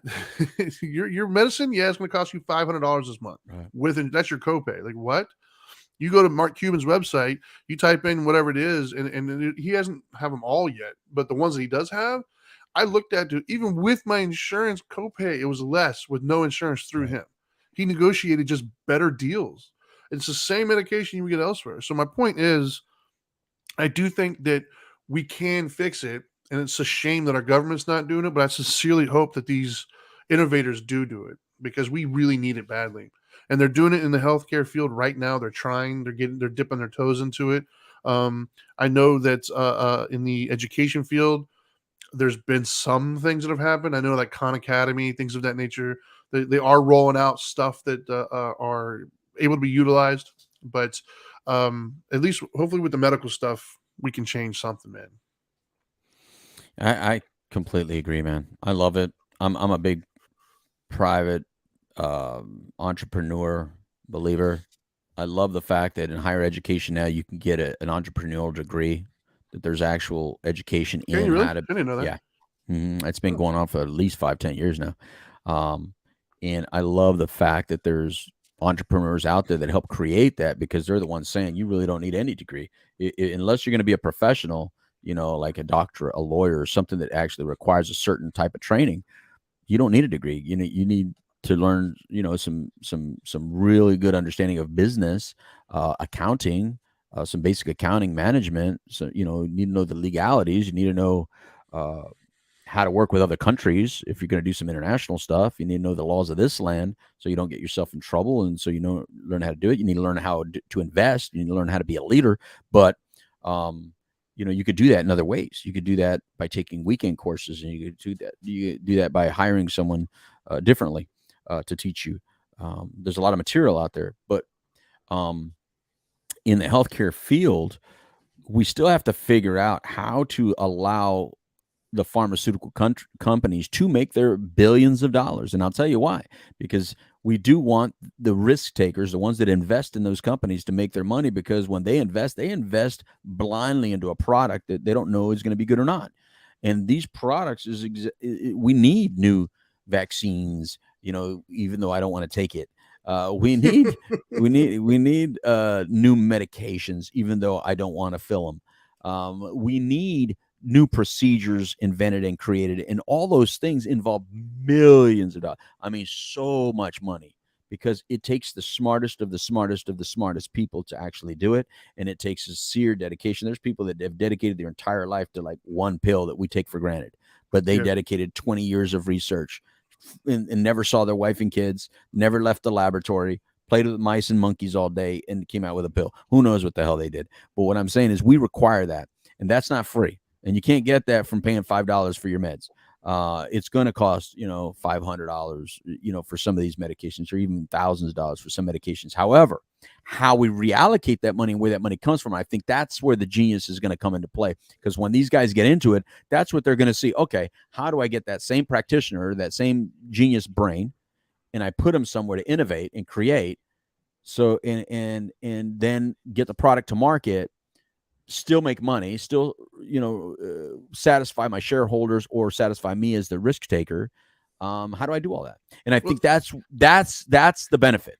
As an example of that exact thing that you're talking about, right. The way Elon Musk was able to cut like in probably a third, I mean, it might even be more, the cost that the U.S. government was never able to figure out was the reusing of our rockets. The NASA used brand new rockets every single time, which cost so much money that it just wasn't feasible to try to send people here, do whatever, or keep doing it. It just wasn't.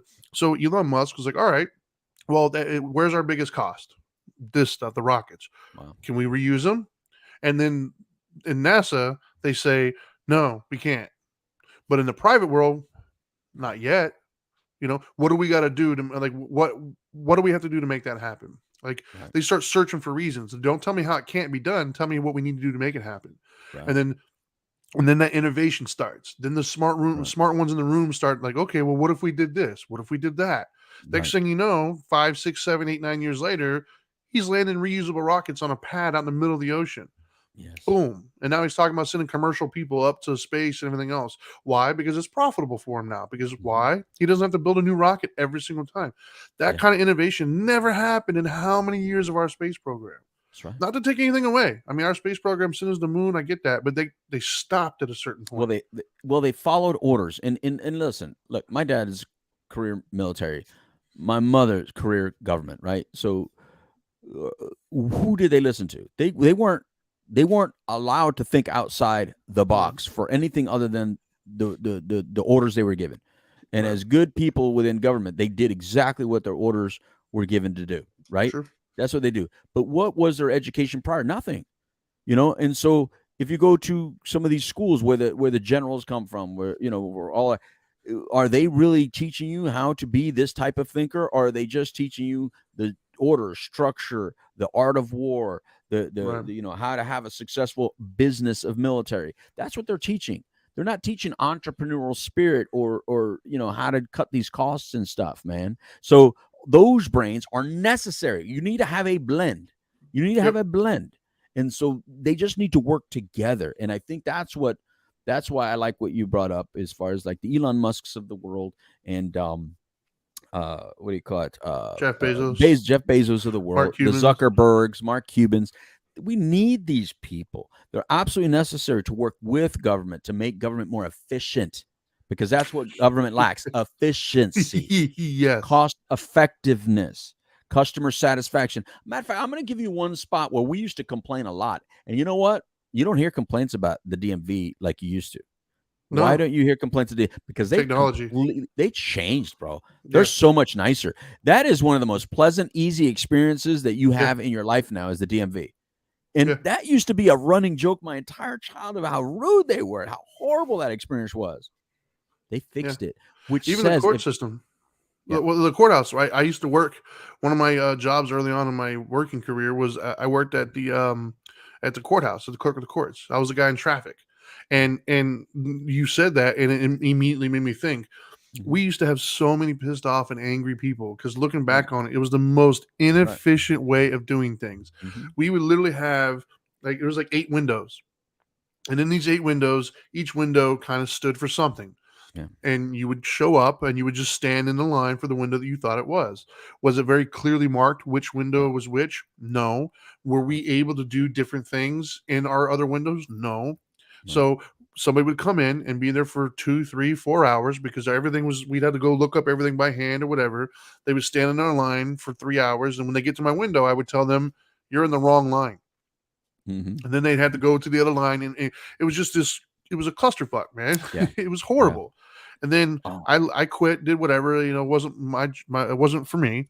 And then I don't know how many years later, 10, 15 years later, I had to go pay a ticket one time or do something there. And when I showed up, dude, it was all streamlined. All the windows were able to do whatever they needed to do. It was all electronic as far as when you were doing this. You were able to streamline, if all you had to do is pay this, and it was technology. And I think it was somebody in there finally said, hey, let's do this. But it took how many years to get that done? Exactly. And let me tell you something. There's people that are really good at creating efficiency, man. We just brought in some partners into telemed clinics for that same reason, because you need people with some serious understanding of how to do something growth, how to scale it up, how to make it more efficient, make it more profitable, yet be cost effective for your customer base. I mean, all these things are important, and only in the private sector do you do that. Only in the private sector do you do that, because competition exists. So as soon as you take competition out of it, it doesn't happen, which is why schools, what do you have in the public school system? You have the teachers union. So you know what? The competition is kicking your ass because you guys are just worried about teachers union. All you care about is your paycheck. And how good has that done you? You still don't get paid shit because you don't know how to make it happen. You're paying your blood money to your mobster teachers union, and you ain't getting shit for it. You never will get shit for it because it's just not working the right direction. But if a private school came up to you and offered you, 50% more of your salary, 100% more of your salary, hell yeah, because even you know it's a crappy system you work in. You can't say anything. All you do is teach people how to pass test all day. There's no freedom. Never do I hear teachers union coming out and talking about how do we better educate our students. Let's talk about broadening our educational scope. How do we get them to be more mathematically inclined? How do we get people to be more scientifically inclined? Why do we have to tell people science, science, science, and still people don't know science? Why do we have to tell? How does it that you graduate high school and you still don't know algebra? How the hell do you still not know how to balance your taxes and your checkbooks? And how are people still have shitty credit scores? Because we don't teach math. We don't teach this shit. You know what I mean? So yes, you need the private institutions to come in to show that. How do you become successful? What kind of education will you need? What does the real world market look like? Taught by people who are actually living it rather than just teaching it. These are things that are absolutely necessary. Now I'm gonna now in speaking a lot of the stuff we're talking about, there's something I wanted to share with you that I have to go down to my car. So talk about whatever you want to talk about, Trinity. Hey, give me. We got to wrap it up somewhat soon. Yeah, but I'm going to shock you. I'm going to shock you on what I do have to go grab government my kids system from school. that we all do. We all deal with TSA. I'm gonna show you something. Did you get something through customs or something? I'll talk to you in a second. All right. I do have to wrap up soon though, because I have to pick up my kids from school. But anyways, no, he's not lying though. And for those of you who are watching this who have little kids, you probably kind of, echo some of my same sentiment. My kids are in public school, and the education, even from the time span of when I went to school to now, is degraded so much. And I'm not going to pretend like I had the world's greatest education. I mean, I had a good one, I feel. I mean, it didn't hold me back. But with the kids these days now, he's right. All they do is they spend weeks upon weeks on just how to pass a test, how to write this, not understanding what you're doing, but just how to regurgitate the information long enough to get you to pass the test. They cram it into you like days prior to the test, and then they shut everything down, and all you do is testing for these like 2 or 3 days. It puts an absurd amount of pressure on the kids, gives them all anxiety. They don't know what they're doing. They couldn't tell you why they're doing half the stuff that they're doing. All they know is, I got to pass this test. And all the teachers care about is pass the test, because all their money is based upon how many of their kids pass the test. Not how many of their kids can actually show that they know what they're doing. Not how many kids who are intelligent or who go on to do good things. No, how many kids pass this particular standardized test. As long as you pass the test, you're doing a great job. Here's a raise. No matter how horrible the teacher might be, and yes, there are some bad ones. And then you have the other half of it, which I found out during COVID. You have people now, which I don't think it was a new thing. I think it's been going on, but they're walking in with their own political system beliefs, and they're lecturing to our kids about things that have nothing to do with the class that they're in. So I think our school system sucks, man. I do. I really, really do. He's back now. He's back. All right. I have to go pick up my kids from school in a little bit. So all right. I'm going to give you an example of something that I had in my possession that the TSA treated me like you can't do this. Okay, like they remove it from you. A stick of gum or something. They remove it from you, and like you're a bad person for even thinking about it. And I was like, you're really going to get rid of that? I've been traveling with that for years, and now it's over 6 ounces or whatever gel. This is a deadly instrument, right? All right. Now, do you want to see what passed through? Do you want to see what was okay? Sure. What, for some reason, I didn't notice it was in my backpack. I didn't notice I've been traveling with it. I went to. That means I went to Philly with it. That means I went. This was a carry-on. Carry-on. Okay. And this trip, they looked at this again and go, because I'm still going to do it. All right, but I'll let this pass. Tell him Large Marge sent you. Well, holy shit. Hold on. What? That was in your bag? This was in my backpack. Holy okay. For I don't know how many trips, Trinity. Wow. This has not been taken away. This evil, bad. Wow. I don't look how big this is, bro. This ain't little, bro. No.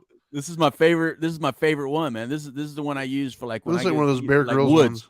Yeah, this is like woods and stuff, man. It has Yeah. like a saw blade and everything. Yeah, dude. it looks like the Bear Grylls ones. Oh yeah, it's a badass knife, man. I got that in North Carolina or something. I don't even know. I don't even have words, man. Like that's like common knowledge. You don't bring a freaking blade onto a plane, and yet they just let it go. Wow. They didn't see it. They didn't catch it. My point. How?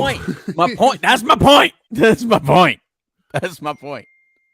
Is we have serious things that we know that are problems, right? And we focus on really stupid shit like 6 ounces of liquid. Yeah. Yeah. Yet your metal shit. Yeah. Allow That's this. my point. That's my point. How did this get through? How? No, that's ridiculous, man. But that's the thing. But That's you better indicative. take your shoes off. Yeah. You better take your shoes Yeah. off. Take, Well, like with school, they're more concerned with like gender and who's using the bathroom and if they're saying the Pledge of Allegiance or if they're praying, whatever. My kids are not getting a good education, man. Like, I care about the reading, writing, and arithmetic. You haven't even mastered that yet. So why don't you master what your purpose is, which is schooling my children, before you start worrying about all these social issues, man? Like, I'm the dad. I'll worry about the social issues. How about you just teach my kid? Right. How about you do the things that I'm not qualified to do? I can't teach my kids calculus. I can't teach my kids these things right now. I'm not a teacher. They can't either. They can't either. Exactly. That's the problem. They can't either. Uh, They can't either, man. But They they're don't know how worried to about. Like, I'm atheist, and I don't care if you pray in school. Go for it. I don't care as long as, dude. As long as my kid walks out with a 4.0 and is intelligent and can move on with life, I don't care if they prayed around him or not. Like that's the least of my worries. Yeah. I don't care. How about give us a valid reason why you stopped teaching our kids cursive? Why? Do you realize that when things are written in cursive, they can't read it? You do realize they can't read it? You just handicapped our children. Why? Why? What did you put in place of cursive? What that's gonna be the what is it my gonna be the kids language know of the now? ancients. You know those Seriously. shows. Yeah, it's like language of hieroglyphics. ancient- Yeah, dude. There's gonna be that dude with the weird hair coming out about talking aliens, and he's gonna be like, in old society, this is how they used to write. Yeah, but there's gonna be people who are still alive though, like in our lifetime. Like it's already happening to our kids. They're gonna be like, "Isn't that what the ancient language?" Yeah, and I can still read it. Yeah. Like there's people that are gonna get paid just to read cursive. It's gonna be like a job. foreign language. Who knows? I'll cursive? take that job. Anybody Why here not? know? It might as well be like Chinese, because they can't read it. No. How? Although I think the reason why they're doing it is because I can't tell you the last time I had to write in cursive, but I can still read it. Like I'm aware of what it is and how to do it. Doesn't matter. I think you should. First of all, I think you should go through. You should have to know sign language to get through school. I think To me, that's 100%. You should, because we should be able to communicate silently. Because not only for the deaf, but for situations where you can't speak. If you're in a dangerous situation and you and another person can see, you should be able to do sign language to communicate. That's just common sense of like, that's a great thing to know. If you could teach my kids sign language, then if you would have said, "Hey, Louie, we didn't teach your kids cursive because we thought sign language is more important," I'd be like, you know what, that's pretty smart. Thank you. Yeah, but what did you put in place of cursive? What did you put in place of cursive? Oh, Gender. I'm sorry, Matt.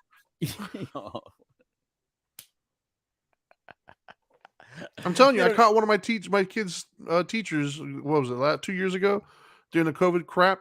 I caught one of them telling them about Trump's current speech, and they were talking about world history and everything. Like the class, one of them was English, had nothing to do with the politics of the time, but they were so pissed off at Trump that they had to tell these kids how bad man Trump was. So you took an hour class that you were supposed to be teaching my child something that's going to help them, and all you would do is spouting out your crazy rantings about a president you don't like. Yeah, get over yourself. That's not your job. If any of my old teachers are watching, by the way, you remember when you told me Pluto was a planet? You remember that? Is it back to not being a planet again? It's gone back and forth. So remember that? Remember that? How many things were you wrong about, by the way? Oh, I got one for you. They're not allowed to call it Uranus anymore. It's called Uranus. Like literally, that was the thing that they made an adjustment, because that apparently is what our society was teetering on. The reason why we were behind and all these other things, because our kids were pronouncing it Uranus and laughing at it. So Uranus is now which is the preferred term. Well, take Pluto and that's important. take Pluto and shove it up Uranus. Yeah. How about that? Because that's the problem, man. We need competition. Love private schools. Look, if you have the opportunity to put your kid in private school, do it. I would. You know damn well you'll do it. Absolutely. And you know what? If you got a free voucher to put your kid in private school, you know damn well you would do it. Yeah. So I think we should be able to do it. I think we should ask the government for a loan. Everyone should be able to ask the government for a loan that you could pay back, just like student loans, and pay back later if you can put your kid in a local private school. Let's see how that works for you. Why not? I would absolutely put there would be no kids in public school anywhere. Like Nowhere. it just wouldn't exist. Nowhere. Because nobody in their right mind would Nowhere. choose public school over private school. No. Stop bowing down to the teachers' unions that supposedly care about teachers, but teachers still don't get paid. So what did you do? You've done nothing. You've done nothing but made us dislike teachers. And you know what? You're not even allowed to say that because they're like nuns. You can't say anything bad about teachers for some reason. You know, and I love you. Some of you teachers, I love you, but there's half of you I can't stand you because you treated me like shit. You know, you treated people like shit. You treated our kids like shit. You know, you beat me with that paddle. Remember that paddle? Remember that paddle you had? The Board of Education that you had at your desk? So it's your therapy session now. I'm just saying, man. Show me where they hurt you. They hurt me bad. That school system sucked to me. I did not like it, they're not going to get any like, oh, teachers this, teachers that. Teachers are the ones that paddled me. You know what didn't know how to deal with. They're the ones that didn't know how to deal with an ADHD kid. They're the ones that didn't know how to deal with an oppositional defiant kid. They're the ones that didn't know how to know. Oh man, his dad's off at war all the time. His dad's always somewhere. Maybe he has some issues. You didn't know how to deal with me. Instead, you put me in the corner. All right. Okay. You know what it reminds me of though? It reminds me of like those like friend you have or whomever that you get into like their car, you go to their house or something, and there's something that's like obviously broken. Like obviously broken. Like I don't know, like the door or something like that, right? Right. And you go to shut the door and it doesn't shut. And they're like, oh no, you gotta do this, you gotta lift it and do this or whatever, right? And like everybody who lives in the house knows that the door is broken. Everybody who visits the house knows that the door is broken. Right. It's not a hard fix, right? Because a door, door hatch or whatever, latch is, let's say, $50. So it's not that hard to fix. The solution exists. There's many houses on the street who have that exact door who don't have that problem. And yet, instead of taking the time to just fix it, that we all know is broken, instead, you accommodate it by just, oh no, you got to lift it. And then you teach everybody else goes to the house. I feel like our education system is like that. We all know it's broken.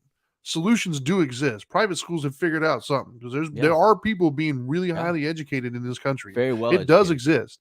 And so the model is out there. We all know it. Look, there it is. I can see it. It's right there. Yep. That's the model. Yep. And yet we still sit in this crap that we call school. It's like, it's literally just like lifting the broken door instead of just fixing it. It's like an easy, I don't think it's a hard fix either. It can't be hard. These companies have done it. So it's not hard. It's not rocket science. Well, in some cases it might be. But my point is there's private schools and everything else who are implementing this daily. So it can be done. It is out there. Right. The model exists. Like, do it. Right. When your kids come home today, when you pick them up from school, ask them what a dangling participle is. What? Exactly. Remember that dangling participle crap that they try to teach? No, I don't remember. Oh, see, they weren't doing it to you already. See, how am I the last generation that had to learn what a stupid dangling participle was? You know, I might have forgotten. I don't know. It was verb, adverb, adjective, noun, dangling participle, conjunction. Conjunction function. What's your function? Conjunction. What's your function? Yeah, and they don't even know how to pass a bill anymore. Matter of fact, all they know how to do is do what do they do? What are those orders that are executive orders? That's all they need to do. Like none of these politicians. Yeah, they never learn how to do the I'm just a bill living on Capitol Hill and teaching you how to pass the law. Nope. No. So anyway, it's ridiculous. I'm done. Yeah, I'm done. That felt good. I feel better now. Get off my lawn. It's never a complete day until I'm able to bash at least one of the teachers that treated me like shit. There you go. I do have issues with that. You know, that's why teachers, you got to understand, man. You don't get it, man. You guys are just not good people to me when I was younger. You know, so sorry about that. And I think that we can do so much better in our educational system. I so agree with you. We have so many resources. Yeah. You know, our kids should be able to come out like so brilliant, man, because their minds are like sponges. They can take anything we throw at them, man. There's like nothing too difficult. There really is nothing too difficult. And when you hit that plateau where it's too difficult, it's probably something socially at home that's going on that's dragging their mind and attention elsewhere. You know what I mean? But it's not that their brain's not able. Their brain is completely able. So we should do it. Like, you know, when you watch that spelling bee on TV, tell me you're not shocked at some of that shit. No, hell they say these words, and I'm like, these kids are asking questions like, what's the root of it? What's the root? And it's always the same kids, like, right? Like, none of the look, can we not say that there's a specific look to a kid that's at the spelling bee? Are we not allowed to say that? Apparently not. Are we not allowed to say that there seems to be segment of societies that are more focused on educating our children, other segment of our societies that are like, nah, it's better that they're cool. So I've got one more mic drop moment here, right? Okay, you do the mic drop and then I'll close it out. So I got one more point to be made. I inevitably, as we're talking, I'm hearing every teacher out there saying the parents. Well, they don't support, right? And I'm usually inclined to buy into that and saying, yeah, if you don't have support at the house, if the parents don't make education a priority, blah blah blah, right? I'm gonna give a different take on that, because even some of the worst parents, some of the who care nothing about school, are still able to package their kids up and get them to school on time every morning. Once they walk through those doors, it's on you. If you're relying so heavily upon the parent at home who's struggling to get lights on and pay bills and everything else, if you're relying so much, then what are you doing? Your job is to educate our children. And if your system is so flawed that if the parent doesn't come home from an 8-9 hour shift after they're making dinner, after they're doing this and after they're doing that, to then turn around and also educate them, if your system is so flawed that it's relying on that, fix your system. It's the system. Yes, in a perfect world, parents will be like little teachers at home, but we're not in a perfect world and we're not teachers at home. They are doing their part. They are packaging their kid up and they're sending them to school. It's your job now to take them into something beautiful with it. And if you're not, it's either you or the system you're in or both. Maybe you're just a crappy teacher or maybe you're in a really crappy system. Either way, one of them needs to be changed. Change it. Because the private schools are figuring it out. Now, granted, private schools, you could argue that the parents are more involved, whatever, because I'm going to say BS. Because I know a lot of parents who have private school kids that they don't even know who their kids' friends are. They're not involved. They just have money and they just, here you go to school. They're not doing homework with them every night. They are no more involved than the other one over here that you're probably thinking of when I say parents aren't involved. They're probably no more involved. They're just doing different things. One's maybe doing things that you don't approve of. The other one's at work all the time. Either way, they're not there. So it's not like they have a tutor at the house. No, the difference is the system that they're going to takes better care of them. You do not take good care of our children right now in public school or even charter schools. I know this because I have one that graduated high school not too long ago, another one that graduated high school last year, and I got two in middle school. And I've had them through elementary, and I've seen it with my own eyes.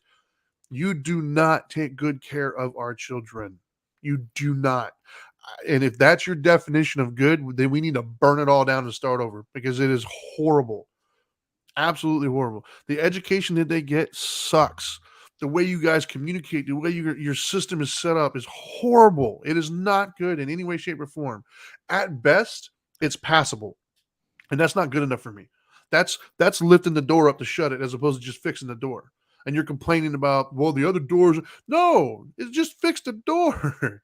Right? So don't blame the teacher or don't blame the parents. It's not. It's you and the system that you're in. Fix it. Fix it. There's models out there that exist. Fix it. Like, it irritates the hell out of me. It's because education is important to me, man. I was that 4.0 student. I understand education. It's really important to me. And not the paper. I'm talking about genuinely knowing how to figure shit out. Problem-solving skills, analytical thinking, understanding how to take a problem, figure it out, and come up with a solution. Understanding that there's different solutions out there, like the basics of education and knowledge. They don't teach that shit. They teach, take a test. When you were down to the car, that's what I was talking about. They take my kids are so terrified and anxiety ridden once a year when they have this damn test. It's like a 3 or 4 day marathon where that's literally all they do is testing. And if your grade isn't testing, you know what you're doing? Jack shit. Literally, if you're in 7th grade and it's a 6th grade testing day, because testing's so important, they like shut the school down, and 7th graders are just playing or watching, doing whatever, because it's so important that these 6th graders pass a test, because that's how they get their funding. If they get certain test scores, you get funding. Don't give a shit if you know what you're doing, or if you can actually think your way out of a paper bag. But as long as you regurgitate the bullshit that we've been cramming in your head for the last 3 days, we're good. That's a problem. That system doesn't work.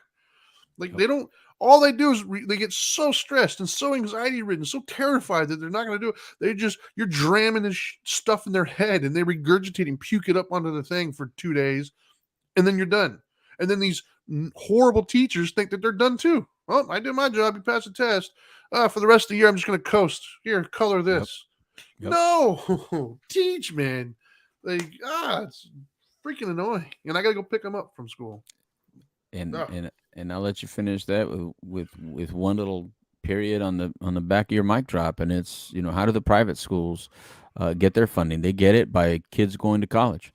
So they can say 92% of our graduates go to higher education or complete their bachelor's degrees or go on to become professionals or get their master's degree. They actually have data that backs up graduation at the next level, or at least attendance to the next level. All you want to do in the public school system is just to pass a number, get a number on a test. It has nothing to do with, any effects later in life. And so that's why your funding is affected by that. Their funding is affected by something more meaningful. Anyway. I'll give you another period at the end of that, only because I just did this yesterday. Literally yesterday. Just for shits and giggles, I was looking up grades for schools. It was so hard for me to find like a legitimate grading for a school, like A, B, C. Are they good? Are they bad? Right? I found so many, and I'm good. I am so good at researching on the internet. It took me forever to find anything that was remotely close to a grade for my school. But you know what? The main things that all of them did.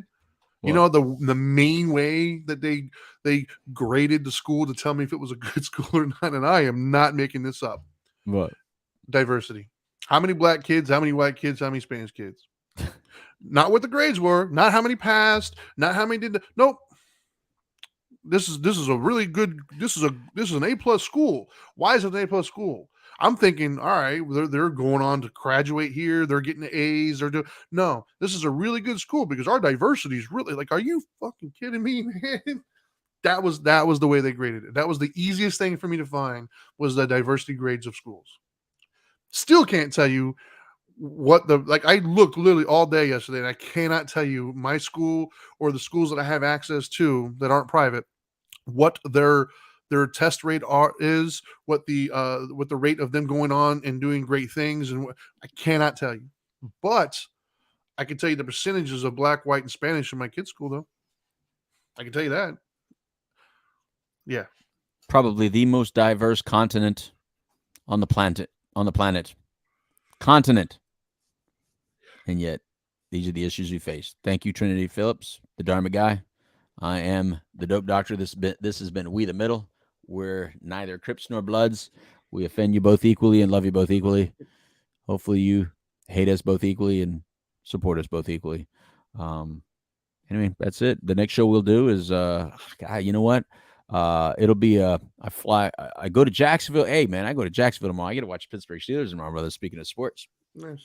Get to go watch Pittsburgh Steelers tomorrow with the family. And then on Sunday, I'll fly out to Jersey. So I'll be up there a week, paying all those damn toll roads on freeways. I have no idea why the toll roads on freeways, but I'll be up there in Jersey. So I don't know. Yeah, we'll talk.